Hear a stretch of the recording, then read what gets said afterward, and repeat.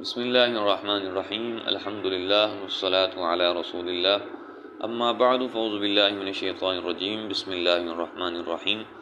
حضرات سامعین، آج جس مسئلے کو میں بیان کر رہا ہوں وہ چونکہ عوام کے اندر پائی جانے والی ایک غلط فہمی ہے، بلکہ ایک نہیں دو تین غلط فہمیاں ایسی ہیں کہ جو عوام کے اندر خواہ مخواہ ان کی کم علمی کی وجہ سے، جہالت کی وجہ سے پائی جاتی ہیں۔ حقیقت میں ان کا کوئی بھی روزے کے ساتھ لینا دینا نہیں ہے۔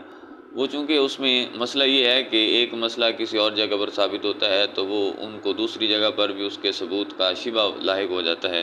جس کی وجہ سے عوام کے اندر غلطی پائی جاتی ہے۔ کیونکہ حقیقت میں مسئلہ تو کچھ یوں ہے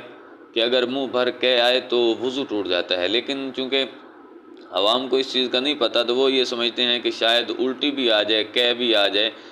تو اس کے آنے سے روزہ بھی فاسد ہو جاتا ہے، حالانکہ بذات خود قصداً اس نے نہ کی ہو، بذات خود اگر اس نے بذات خود الٹی آ گئی، اس نے جان بوجھ کر نہیں کی تو اس کی وجہ سے روزہ فاسد نہیں ہوگا، چاہے جتنی مرضی ہو۔ ہاں البتہ اگر اس نے منہ کے اندر انگلی ڈالی ہو یا پھر جان بوجھ کر اس نے کیا کی ہو اور وہ منہ بھر ہو تو اس وقت روزہ فاسد ہو جائے گا۔ یہ ایک مسئلہ۔ اور دوسرا مسئلہ یہ ہے کہ کچھ لوگ یہ سمجھتے ہیں کہ جس طرح جماع کرنے سے روزہ فاسد ہو جاتا ہے تو شاید احتلام سے بھی روزہ فاسد ہو جاتا ہے، کیونکہ جماع تو یہ جماع کا نہ ہونا یہ روزے کا ایک رکن ہے، یعنی روزہ نام ہے تین چیزوں کا، کھانے پینے اور جماع سے روکا رہنا، تو اگر ان میں سے کوئی ایک پایا جائے گا تو روزہ فاسد ہو جائے گا۔ تو اب چونکہ مسئلہ ہے جماع کا کہ جماع اگر کوئی کرتا ہے تو اس کی وجہ سے، یعنی وطی کرتا ہے اپنی بیوی سے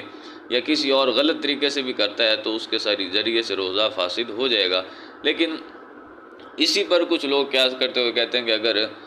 احتلام آ جائے تو شاید اس وقت بھی روزہ فاسد ہو جاتا ہے، حالانکہ احتلام کے آنے سے روزہ فاسد نہیں ہوتا۔ اور تیسری غلط فہمی یہ عوام میں پائی جاتی ہے کہ شاید تھوک یا بلغم نکل جانے سے روزہ ٹوٹ جاتا ہے یا پھر اس کے ذریعے سے مکروہ ہو جاتا ہے، حالانکہ نہ تو روزہ فاسد ہوتا ہے نہ مکروہ ہوتا ہے۔ تو اس وجہ سے وہ اس غلط فہمی کی بنا پر بار بار جیسے ہی منہ کے اندر تھوڑا سا پانی جمع ہو جاتا ہے، تھوڑی سی تھوک جمع ہو جاتی ہے تو اس کو فوراً ہی تھوکتے رہتے ہیں، پورا دن تھو تھو کرتے رہتے ہیں۔ حالانکہ درست مسئلہ یہ ہے کہ بلغم اور تھوک جب تک منہ کے اندر ہے، ویسے تو کراہت اس میں ہے کہ